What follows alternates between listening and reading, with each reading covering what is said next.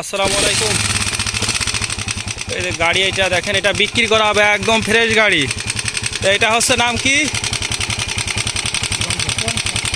জংসং। এই যে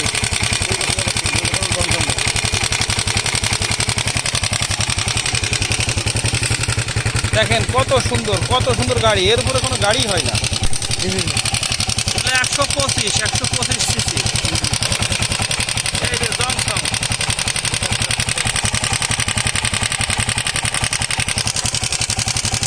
125 সিসি।